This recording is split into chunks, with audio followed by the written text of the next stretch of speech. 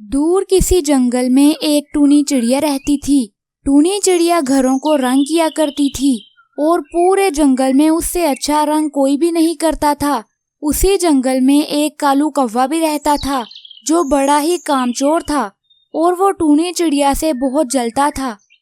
अरे मैं उस टूनी की बच्ची को छोड़ूंगा नहीं, वो कितना अच्छा काम करती है। जंगल के सभी पक्षी उसकी तारीफ करते हैं। देखना एक दिन मैं उसको कहीं का नहीं छोड़ूंगा। सैनिक सैनिक जल्दी जाओ और जाकर किसी रंग करने वाले पक्षी को लेकर आओ, मुझे अपने घर को रंग करवाना है। ये सुनते ही उल्लू सैनिक वहाँ से चला जाता है। वो जानता था कि जंगल में सबसे अच्छा रंग टूनी चिड़िया ही करती है, तो वो तुरंत उसके पास चला जाता है। अरे सैनिक जी, आप यहाँ? टूनी चिड़िया, मुझे मिट्ठू महाराज ने भेजा है। उन्होंने एक नया घर बनाया है और वो उसको रंग करवाना चाहते हैं। तुम अभी मेरे साथ चलो। अरे हाँ हाँ, क्यों नहीं। अगर मिट्ठू महाराज ने बुलाया है तो जल्दी चलो, हमें ज्यादा देर नहीं करनी चाहिए। तभी टूनी चिड़िया उस सैनिक के साथ चली जाती है और मिट्ठू महाराज के पास पहुंच जाती है। टूनी चिड़िया, मेरी बात गौर से सुन लो। मैंने अपनी रानी के लिए एक नया घर बनाया है और तुम्हें उसको रंग करना होगा। अगर तुमने उस घर को अच्छे से रंग किया तो मैं तुम्हें इनाम दूंगा, और अगर तुमने अच्छा रंग ना किया तो तुम्हें सजा मिलेगी। ये बात याद रखना। मिट्ठू महाराज, आप बिल्कुल भी चिंता न करें। मैं इस घर को ऐसा रंग करूंगी कि जंगल के सभी पक्षी सिर्फ इसी घर को देखने आया करेंगे। ये कहकर टूनी चिड़िया वहाँ से चली जाती है और मिट्ठू महाराज के नए घर को रंग करना शुरू कर देती है। थोड़ी ही देर में वो मिट्ठू महाराज के घर को रंग कर देती है। अरे वाह, रंग होने के बाद ये घर बहुत सुंदर हो गया है। इस जंगल में इससे सुंदर घर और कोई भी नहीं है। जब मिट्ठू महाराज इसको देखेंगे तो वो बहुत ज्यादा खुश हो जाएंगे। ये कहकर टूनी चिड़िया वहाँ से चली जाती है। कालू कौवा ये बात जानता था कि टूनी चिड़िया मिट्ठू महाराज के घर को रंग करने वाली है, और वो ये भी जानता था कि अगर टूनी चिड़िया ने अच्छे से रंग ना किया तो मिट्ठू महाराज टूनी चिड़िया को सजा देंगे। आज वो दिन आ गया है जिसका मुझे बरसों से इंतजार था। अब मैं टूनी चिड़िया का किया हुआ रंग खराब कर दूंगा। उसके बाद मिट्ठू महाराज टूनी चिड़िया को सजा देंगे। ये कहकर कालू कौवा काला रंग लेकर वहाँ से चला जाता है और जाकर मिट्ठू महाराज के घर के ऊपर काला रंग फेंक देता है और वो घर बहुत बदसूरत हो जाता है। अब मिट्ठू महाराज टूनी चिड़िया को जरूर सजा देंगे। इस तरह मुझे शांति मिल जाएगी। ये कहकर कालू कौवा वहाँ से चला जाता है। मैं एक दफा जाकर देख आती हूँ कि रंग सूख गया है या नहीं, कहीं सूखने के बाद उसकी चमक खत्म तो नहीं हो गई। ये कहकर टूनी चिड़िया वहाँ से चली जाती है। वो जैसे ही मिट्ठू महाराज के घर के पास पहुँची तो उसके ऊपर काला रंग देखकर बहुत निराश हो गई।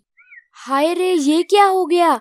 मैंने इतना सुंदर रंग किया था, पता नहीं कौन इस घर के ऊपर काला रंग फेंक गया है। मुझे जल्दी कुछ सोचना होगा। अरे हाँ, मैं बादल भैया के पास जाती हूँ और उन्हें बारिश बरसाने का कहती हूँ। इस तरह काला रंग धुल जाएगा। ये कहकर टूनी चिड़िया वहाँ से चली जाती है और सीधा बादल भैया के पास पहुँच जाती है। क्या हुआ टूनी चिड़िया, तुम इतनी जल्दी में कहाँ से आ रही हो? बादल भैया, मैं आपको क्या बताऊं, मिट्ठू महाराज ने मुझे अपने घर को रंग करने का काम दिया था और मैंने बहुत अच्छे से रंग कर भी दिया था, मगर पता नहीं कौन सा पक्षी इसके ऊपर काला रंग फेंक गया। अब आप जल्दी मेरे साथ चलें और जाकर उस घर के ऊपर बारिश बरसा दें। चलो ठीक है टूनी चिड़िया, मैं अभी तुम्हारे साथ चलता हूँ। ये कहकर वो बादल टूनी चिड़िया के साथ चला जाता है और जाकर उसके घर के ऊपर खूब तेज बारिश बरसाता है, जिसकी वजह से उसके घर के ऊपर से काला रंग धुल जाता है और वो घर दोबारा से शानदार हो जाता है। अगले दिन मिट्ठू महाराज अपना घर देखने के लिए आते हैं और वो इतना अच्छा रंग हुआ देखकर बहुत खुश हो जाते हैं। अरे वाह वाह टूनी चिड़िया, तुमने तो मेरा दिल खुश कर दिया। सैनिकों, इसको बोरी भरकर हीरे जवाहरात दे दो, इसने बहुत अच्छा काम किया है। दूर बैठा हुआ कालू कौवा ये सब कुछ देख रहा था। अरे ये दुष्ट चिड़िया फिर से बच गई। अब मुझे इसके बारे में कुछ और सोचना पड़ेगा। चलो पक्षियों, हम लोगों ने बहुत आराम कर लिया। अब हम लोगों को यहाँ से जाना चाहिए। नहीं, मेरे ख्याल से हम लोग आज रात यहीं पर रुक जाते हैं, क्योंकि अभी हमें बहुत दूर जाना है और अंधेरे में हम रास्ता भूल जाएंगे। इसलिए आज रात यहीं पर रुकना बेहतर है। ऐसे ही सुबह हो जाती है और सब पक्षी दोबारा अपनी मंजिल की तरफ चले जाते हैं। जल्दी ही वो दूसरे जंगल में पहुंच जाते हैं। ये जगह कितनी सुंदर है। कितना अच्छा होता अगर हम कुछ दिन पहले ही यहाँ आ जाते। बर्फ में हम लोगों ने बहुत सारे दिन जाया कर दिए। वो दिन हम लोगों ने कितनी मुश्किल से गुजारे थे। हम लोग शौक से यहाँ नहीं आए। वो हमारे पूर्वजों का जंगल है और आखिर हमने वहीं जाना है।